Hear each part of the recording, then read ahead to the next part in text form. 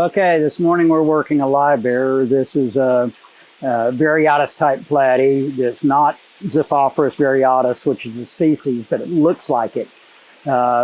Most of the Variatus that you see in the hobby are hybrids,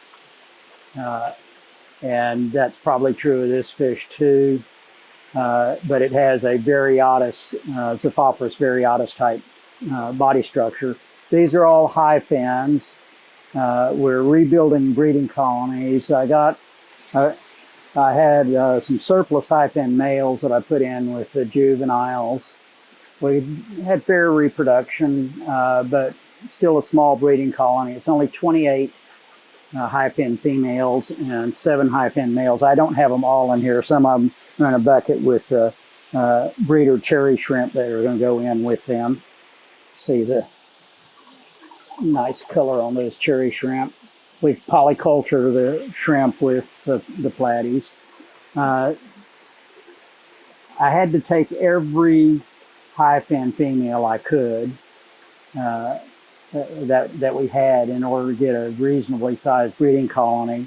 I'm going to add some low fin females, and we'll look at those in a minute. I think I've got a male or 2 in there. We'll get them out. We'll put those in the aquarium and take a look at those. I picked those for size. I breed for size as well as color and stuff. This is a fairly nice little male right there, good color, holds the dorsal well. Not a really spectacular dorsal, but he's young. And they're good for sale to the aquarium shops that we sell to.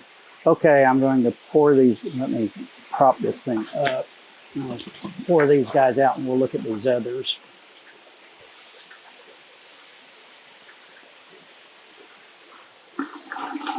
There you go, fishies. Everybody out. There's always a straggler.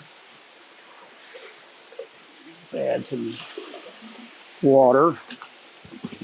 You notice I'm getting water out of a 300-gallon breeding vat. This is system water, and it's clear, despite the fact that we're in a greenhouse that gets full sun.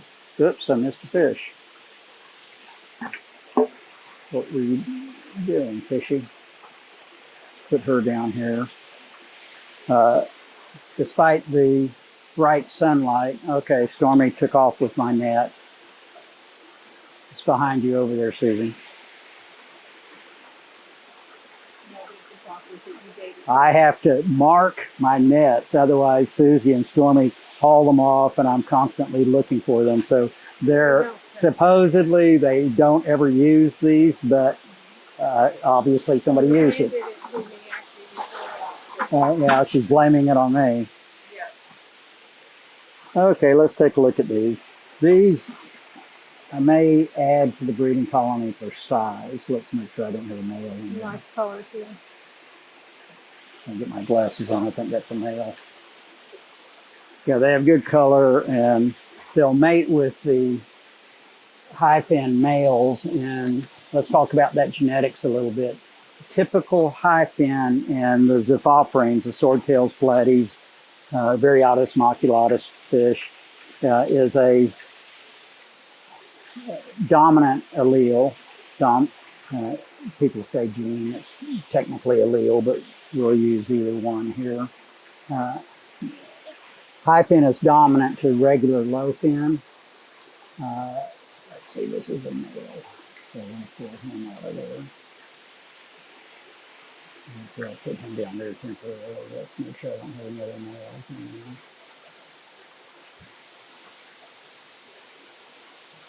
Nope, everybody else is female. So I'm going to add these. Let's see, how many is it? 10?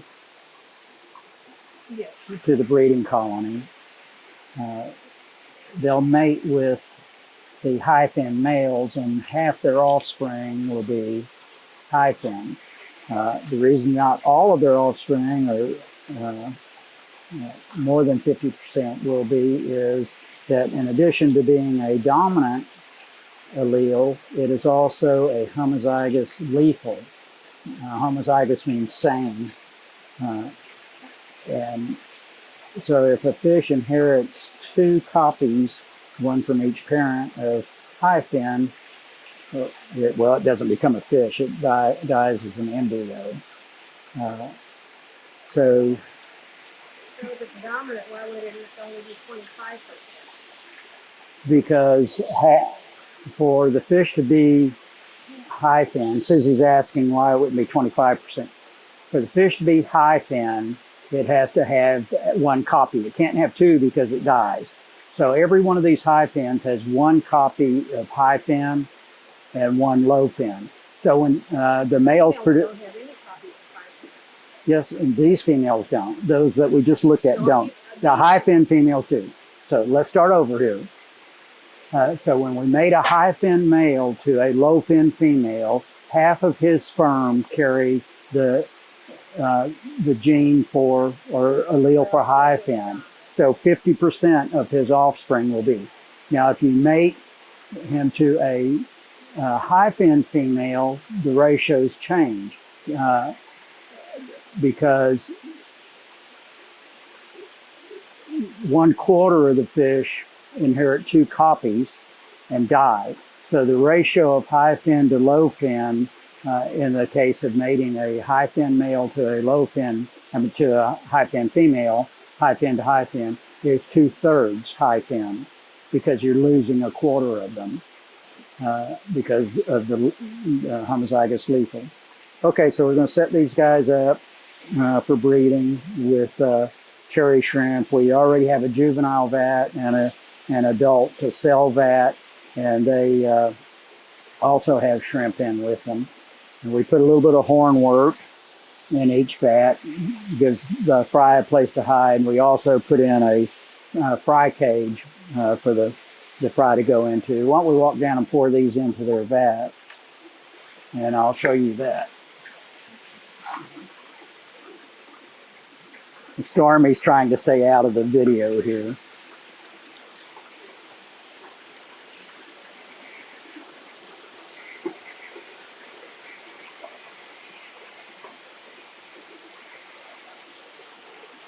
Okay, we're going to put them in. Stormy still has work to do down here.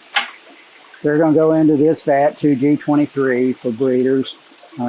That's an old label, don't worry about it. This is the hornwort I'm putting in. This is a fry cage, and I also put a cichlid hotel in there just to provide cover for any fry. What I've noticed is female livebearers, when they're dropping fry, tend to sidle up to cover, so the females tend to hang around this fry cage when they're dropping fry. Gives the fry a head start on getting it away. So we're going to pour these guys in. You notice I'm pouring them outside the fry cage. And as usual, some shrimp hang on to the side.